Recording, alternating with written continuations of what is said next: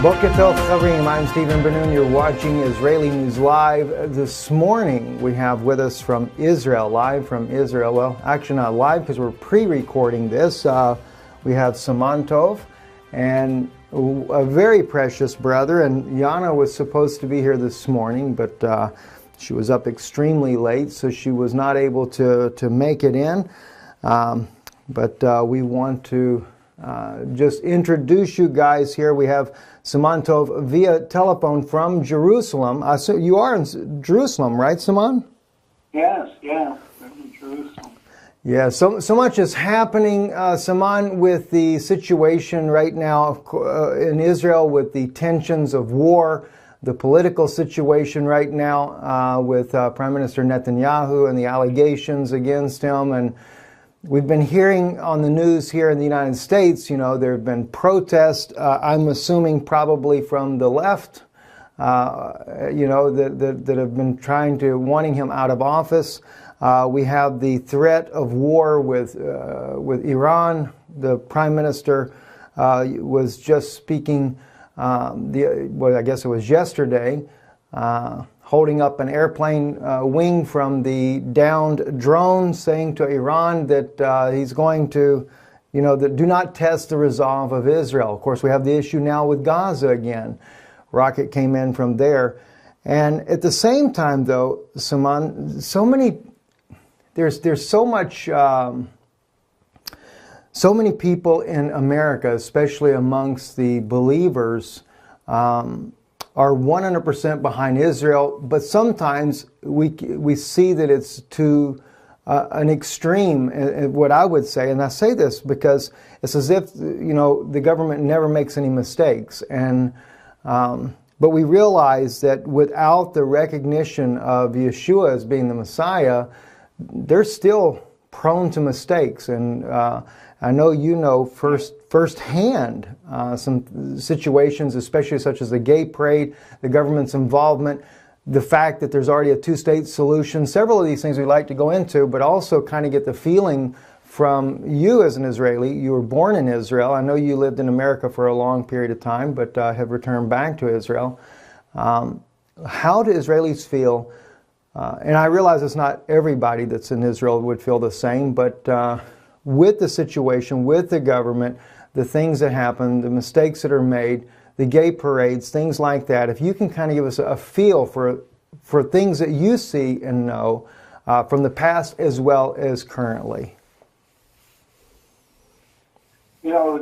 I guess you'd have to separate maybe parts of the population, the religious, and not just the ultra-Orthodox, but the modern religious as well, and the Orthodox. In many cases, they have lost any kind of faith and hope in Netanyahu truly being right-wing. He has many times promised a new settlement to replace one that they tore apart, and is still yet to do it, and over and over. And, for the last 10 years, they've been talking about new construction and announcing we're going to build X number of thousands of units, and then a year later, nothing has started, and they'll say we're going to do it, and then again and again. And they now see that he's a man that talks a lot, but does little.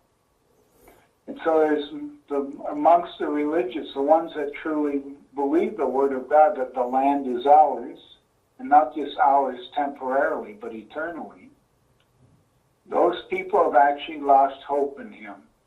And he knows it, that the next election, the polls, and regardless of what you see in the media, though there's some of the right-wing media try to continuously make it look like if there was an election today that he would win again. I'm convinced the next election he's gone. But the alternative is even worse.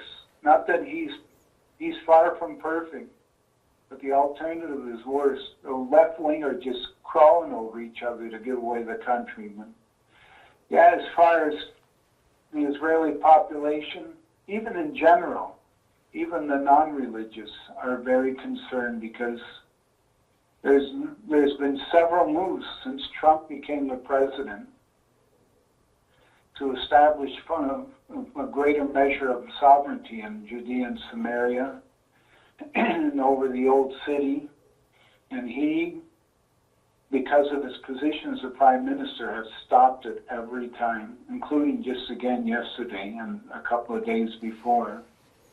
So he says one thing, but his actions are saying quite a different thing. Samanto, what do you mean he's stopping this? Are you speaking about the moving of the embassy, the U.S. embassy to Jerusalem? Kind of clarify a little bit for us what you're talking about there that he's hindering the process of. There's some members of Knesset that have introduced bills to declare sovereignty over Judea and Samaria.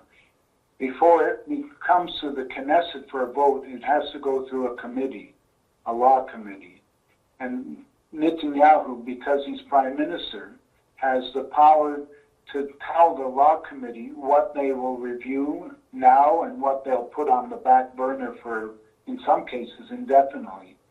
And so he, just yesterday and a few days before that, has done exactly that. The one bill, and I forget the member of Knesset that introduced it, he used his power as prime minister to block it from coming into that committee. So if it doesn't go to the committee, it will never make it to the floor of the Knesset where it can be voted on. Well, he's been doing that, not just now, he's been doing it for years. Every time, because there are many members of Knesset are convinced this is the time right now because of the favor we have with the Trump administration to move ahead and declare sovereignty over Judea, Samaria, and then ultimately over Jerusalem. And he's, by his actions, is preventing that from even making it to the floor for a vote. He has an agenda, it's very real. And it's, right now, you don't have to be a rocket scientist to understand that agenda. Some people actually think that it's because of his great strategy that he's trying, but that's been talked about for 20 years now. Not just with him, with other prime ministers. The truth is he is in the process of making an alignment with, regionally, with Saudi Arabia, Egypt, and Jordan. And it's going to, so in some way or form, is going to require the surrender of land in what we call Israel. And that's why, about a year ago, not quite a year ago, I wrote a little article. I have a little newsletter I send out periodically. And the title of it was Palestinian State or a Regional Surrender.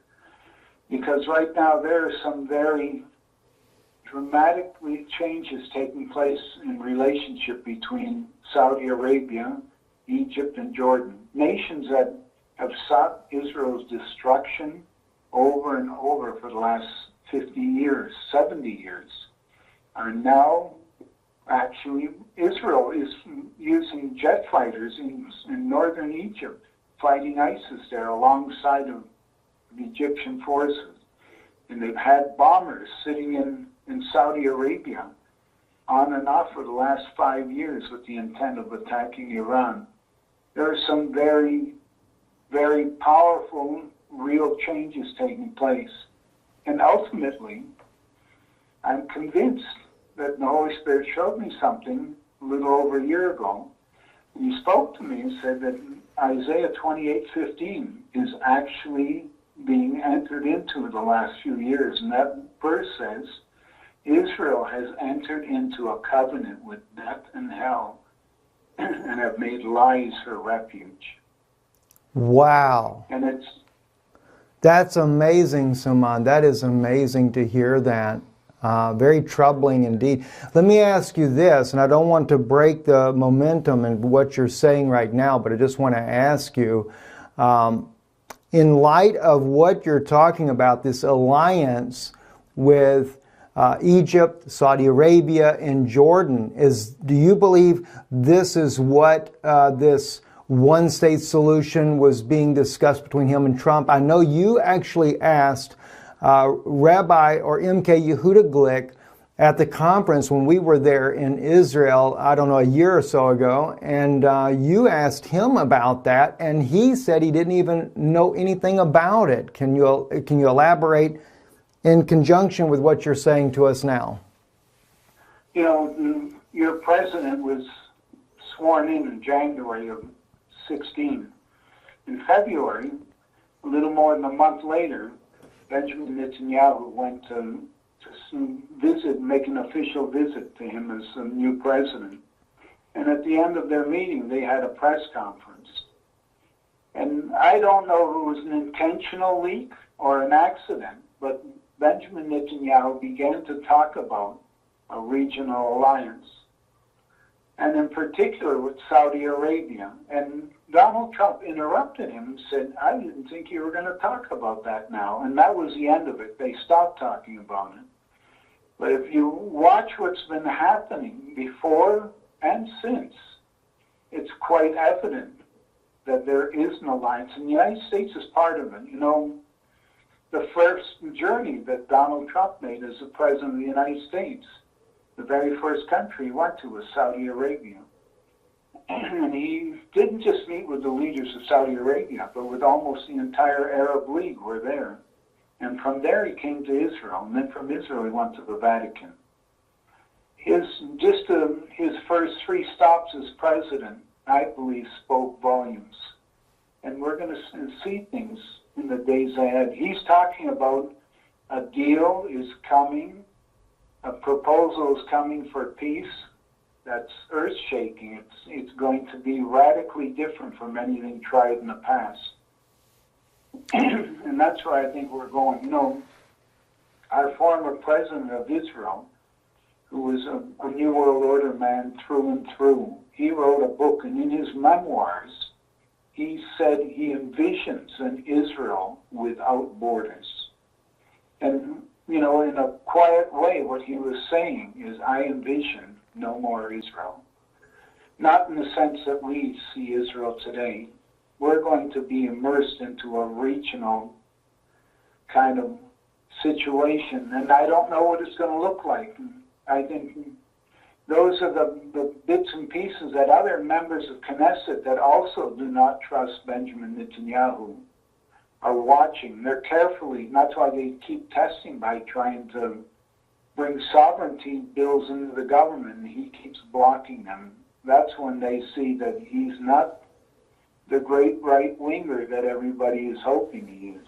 Well, you know, Zaman, one thing that's really interesting when you mention that, or actually 2 things. First off, I was told by a friend of mine that she was married to a Jewish man that was, you know, not a believer, but she was herself. They lived in the Galilee in Tiberias. They had a restaurant that was adjacent to a building that the Catholic Church had a church in. And when Israel passed the law, because the Vatican had demanded all their lands back from the last 200 years, and Israel complied. They give the lands back. They were ousted from their restaurant, but they had a relationship with some of the priests, so eventually they were allowed to reopen their restaurant in that facility. But the Israeli authorities first ousted them. Now, I bring this up because of this. You talk about this land swap, or not just so much swap, but handing over land. And she was told by a priest from Africa, and she didn't like it either, and I don't blame her, but she said that the priest said to her, you will see the Golan will go to the Palestinians. And her jaw just dropped, Samantov. It just dropped, and she says, you got to be kidding me. That would never happen. He said, mark my words, when the deal is done, the Palestinians will get the Golan. Now, my thought is, will it be a situation rather than, like you said, whether, or as they're saying, rather than a two-state, a one-state solution, but will they end up swapping the Golan for maybe the existing settlements, but not allow any more to be built? That's one issue. And I'll let you continue on, because I forgot what the other one was I was going to mention to you as well. But what's your thoughts on that right there? I know there's been several ideas that have been floated in the media, because there's no question there has been a mass, I don't know if you call it brainwashing, but through media, in mass, they've been implanting the concept of a Palestinian entity for years, for many years. And the truth is, some of the land that Jews contributed money into the Israel National Fund for years and years. We're talking little old ladies that had next to nothing but had a vision and a dream that one day Israel would be reestablished. They put money into this fund, and they used that money to buy land for the last 100 years. And that land has been under government jurisdiction, and they call it Area C. And Benjamin Netanyahu has been surrendering great big blocks of that land over and over to the so-called Palestinians for them to build new cities and new villages and new additions to existing land. And yet they keep talking about in the media that they're going to approve new construction in Judea and Samaria. But all it's been is talk. They have got plans and they're ready to build, and they have been for years. But there's been an unofficial freeze on building. So, you have a baby and you want to put an addition on your house, you can't do it.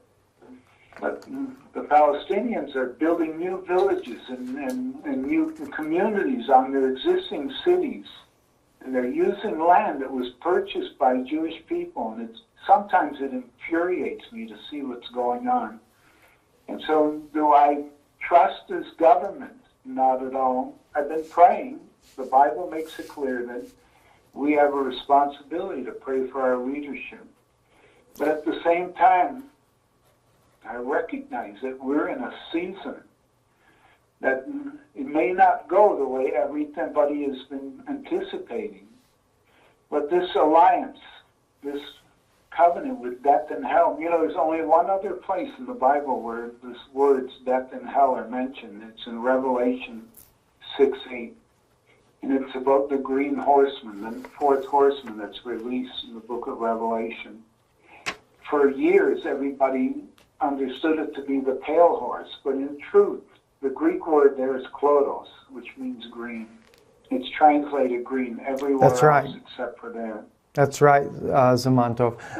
Let me ask you this. Some Christian leaders are saying that that Prime Minister Netanyahu is like a King David of the Bible. What is your thought on that? We know that in 1996, when he was elected the first time, they ran through the streets screaming, "Bibi, King of the Jews."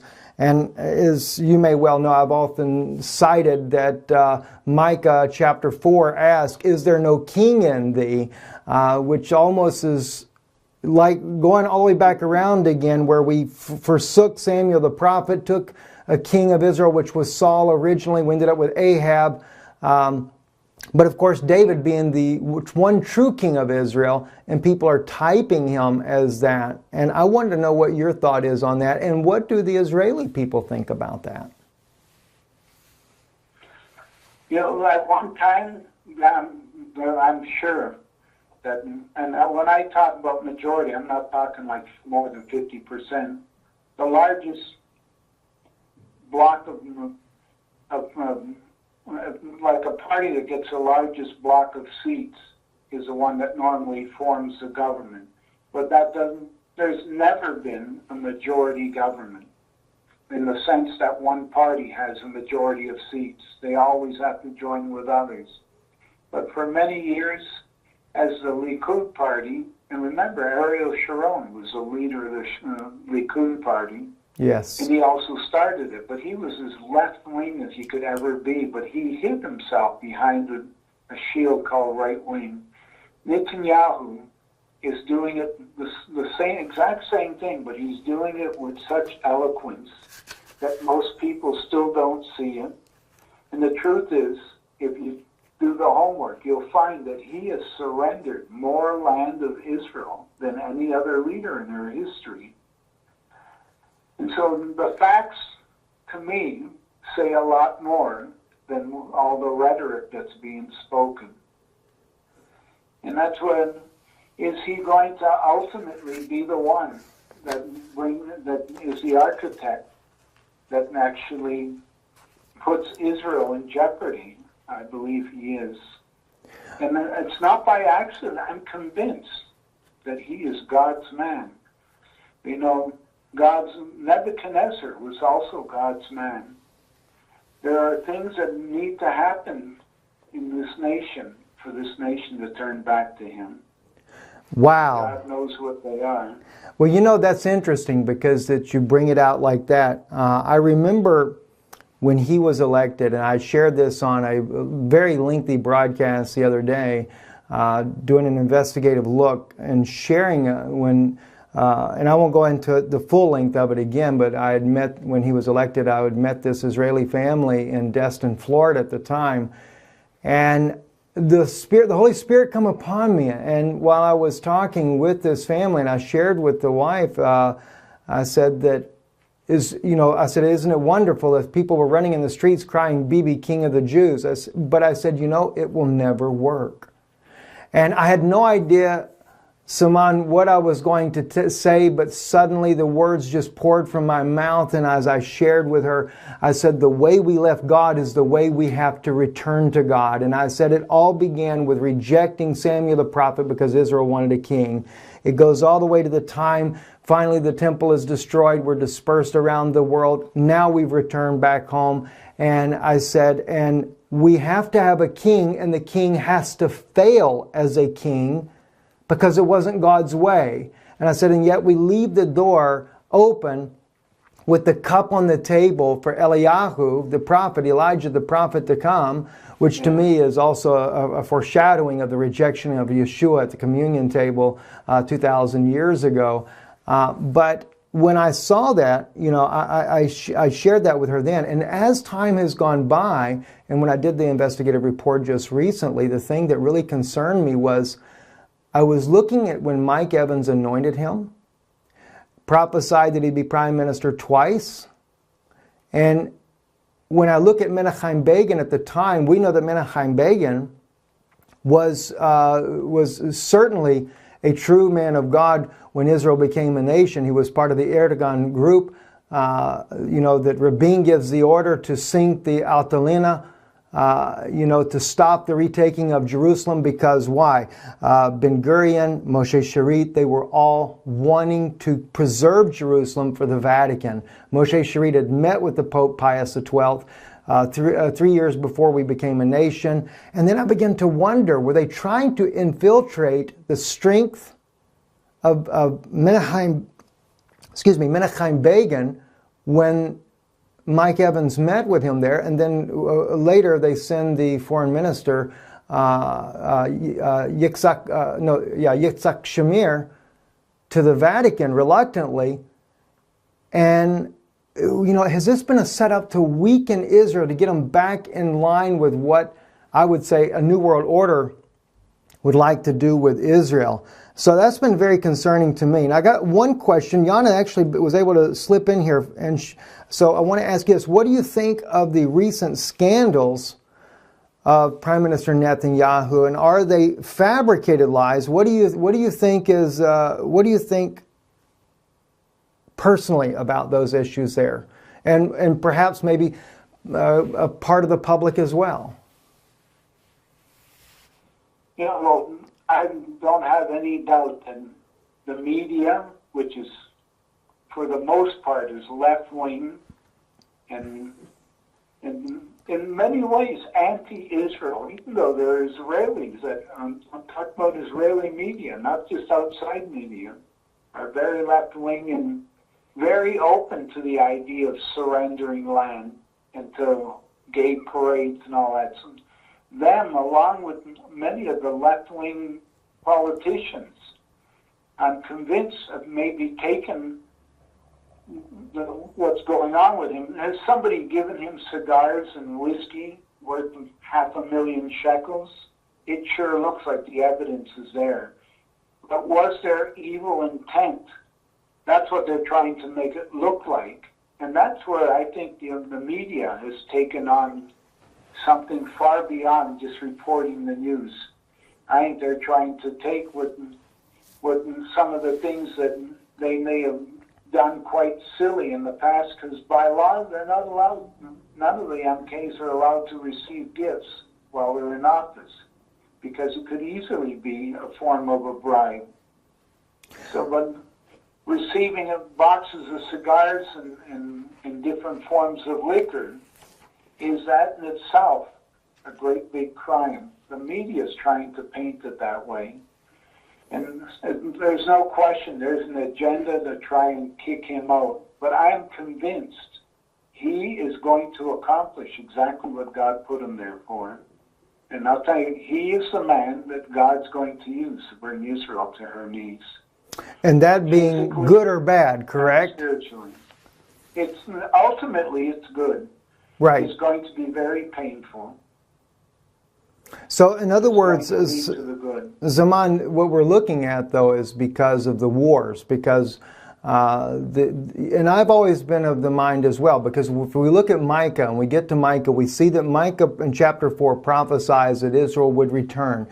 She would come, the halt, the lame, those from the Holocaust, as clearly what it seems to be to me. They return to the land. But then it's interesting because the Lord looks then to and he makes the very odd comment, and he says, "Oh, Migdal Eder, you know, the tower, the stronghold, the leaders of Israel, why are you as a woman that is in travail?" I'm just paraphrasing, but why are you as a woman in travail? Is there no king in thee? Has thy counselor perished?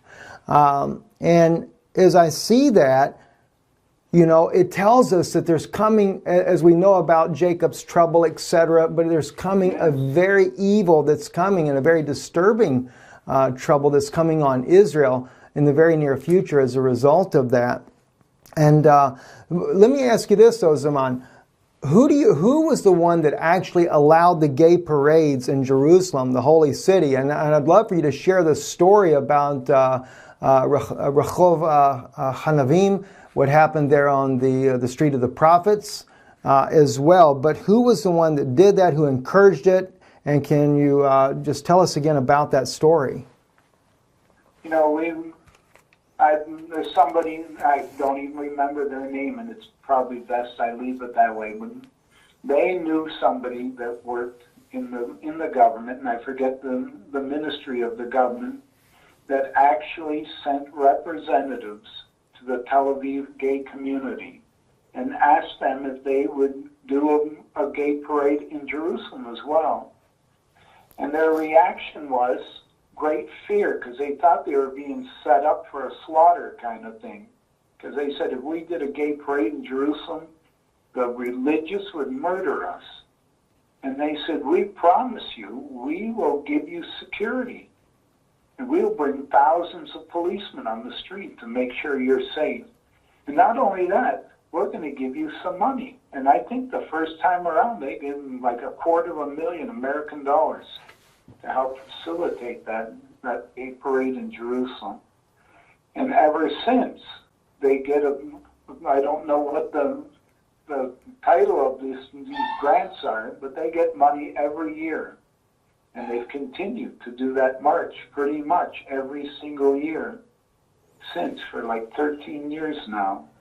Now, is there any way that Prime Minister Netanyahu could have, made it to where they can't march? I mean, if he's able to block bills that stop the Judea and Samaria from being able to, people to be able to build their homes and things like that, then is he also able to stop the gay parades, or does he have to sign off on that?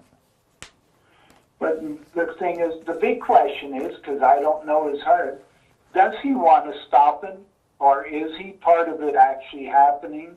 I don't know the answer to that. But here's one thing I do see is in the media about a year and a half ago, one of the members of Knesset in this last government, very upfront, very much part of the gay community in Israel, very public about his homosexuality, is one of two members of Knesset in the Likud. And he was with honor said, I invite him into our government. So what was he really saying? In a nation that knows, and all of his religious members of his government made it clear that it was an abomination for God in the eyes of God. Yet he didn't listen to them. So there are some things that I don't know for sure, but you can make some conclusions that come pretty close, I think. And world pressure. They continued. You know, Zaman, I think it's world pressure has a lot to do with that as well. But you know, I mean, he's got to go along with the plan. Let me ask you this, also, Zaman. Would you actually encourage Jews to from all over the world to return to Israel, to make Aliyah, or to come there to the homeland? And as well, when I say that, one thing that's concerned me with the government, and I'm sure the Hasidic and the Haredi community there has a lot of influence over this, is that Israel still has never opened the door the way they should have, according to the prophecy that we know in the Bible, where God condemns Israel for the shepherds not going after the sheep and bringing them back to Israel. But would you encourage them to come? What is your thoughts on that, Zaman? Definitely. Many times I've shared in the places where I've gone to speak that it's important for people, both believer and non-believer, but especially the believer, to understand that there is a task that God has given to just one group of people on the face of the earth, and it's a profound task. In Ezekiel 36, God makes it clear that his name is blasphemed in all the earth as long as the Jews are dispersed out of the land.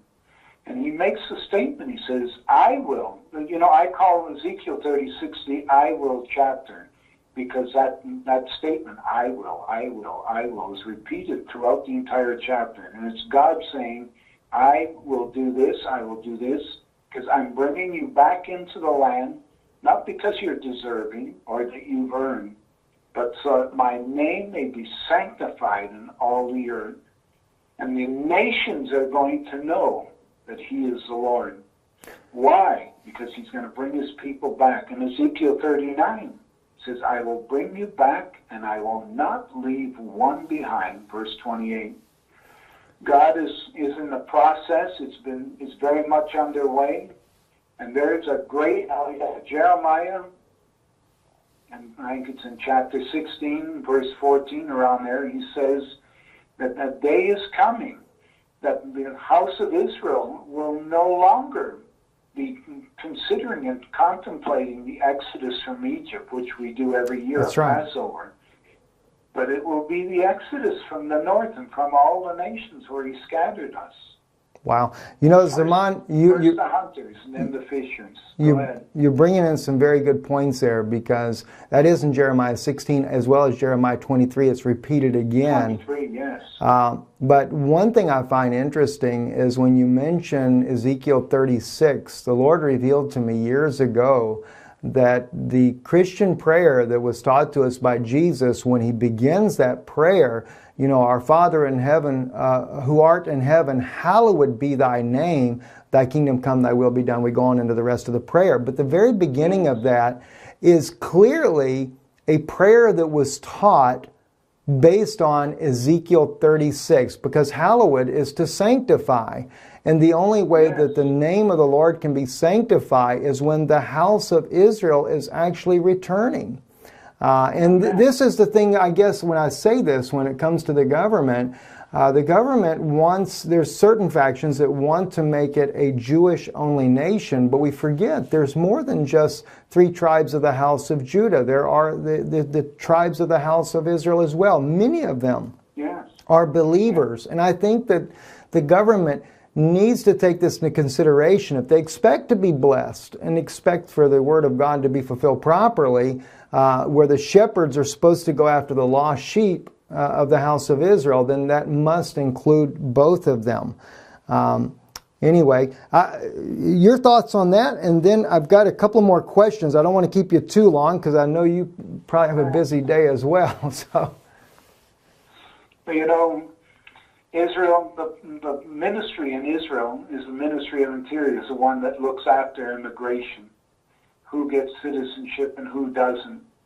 And for the most part, with a small interruption in the last government, it's been run by the ultra-Orthodox, which is just a staunch antichrist spirit. And so they have resisted the immigration of Jews that believe in Yeshua. And they continue to today. And there's an institution called Yad Lahim, which fights the believing body here in the country. And it's actually unofficially a part of the Israel Police Department as well.